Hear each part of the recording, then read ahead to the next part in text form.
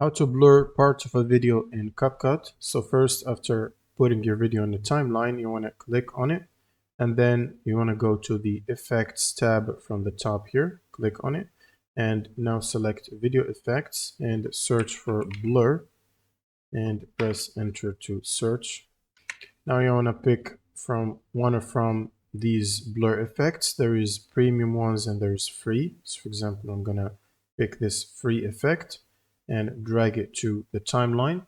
Now using the cursor or the playhead on the timeline, you want to go to the part of the video that you want to blur. So for example, this part here, and then expand the effect and drag it to the cursor like that. And then you can adjust the length of the blur depending on how long you want to keep it.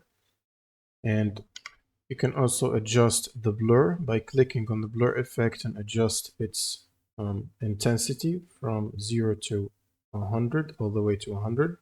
So I'm going to keep it at 75. Now you want to go to the mask tab and then click on add mask. And then you want to basically adjust the blur because it created a mask. You want to adjust it to cover the specific part of the video that you want to blur. So for example, this dialogue right here. And once you've adjusted it, you can either keep it constant during this part, or you can click on track to track the object.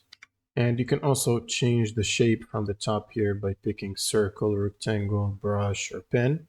And now you can place your cursor there and play the video. And you can see the blur happening.